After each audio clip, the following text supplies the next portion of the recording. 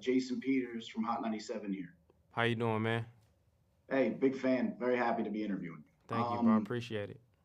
But I'll keep it simple to start. In 2018, you released sheet music and So What under the name The Vince Staples Show. What role did those making those videos play in making this iteration of The Vince Staples Show 6 years later?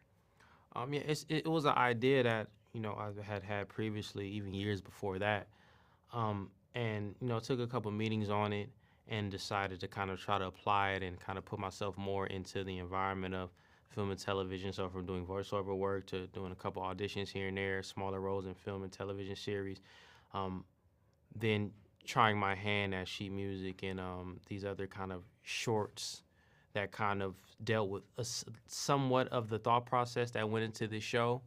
I think it all mattered, like, from being in Dope to the stint on Abbott Elementary to being in White Man Can't Jump. All these small things, they were big to me, but just small in the scale of what the projects were. They really, really helped me understand the medium.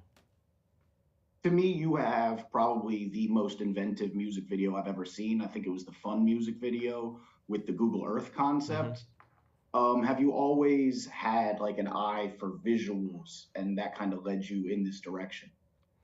Yeah, when I first started making music, a lot of the things that people gravitated towards were my visuals, and I feel like I've just always been lucky to be working with very, very collaborative people, people that had understanding of my ideas. They didn't feel too big, even when we were working with smaller budgets or smaller songs. And it's just so many people I can name: Ian Pons, Jules, Spike Jordan, Cal Maddock, who did the Fun video. We work with so many people who have just been able to just be malleable with kind of my ideas, and that helped me working on the show because I was able to also do that with others' ideas and kind of bring in a good team of people who just were able to just, I guess, blow out what we were trying to do from a small scale early on. And a lot of that is from the experiences I had with music because people always took away the visual elements of what we did.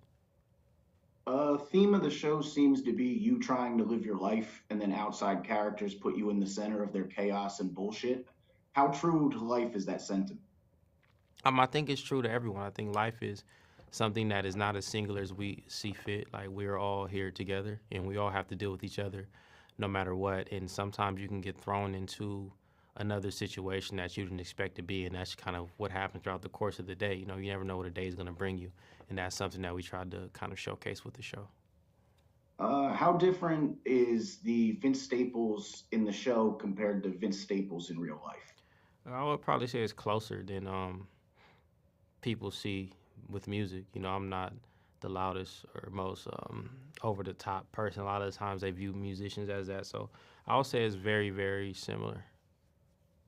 Um, in episode 3, it cuts to a sign that reads "The Weight of the World," and throughout the show, it does that a lot with different things.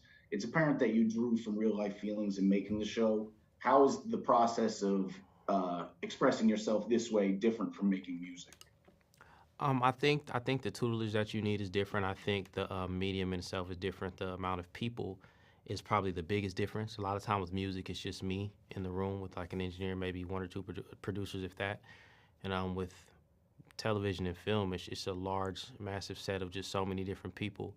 And it was a really, really unique and good environment to be in, having other people's energy, trying to make sure everyone's having a good day while on set, making sure it's a fun set, a safe set for everyone. Was like, it was a really, really, really interesting challenge, and I'm really happy I got the ability to do that. I think the biggest difference would really just be the dynamic of the people around and the people involved.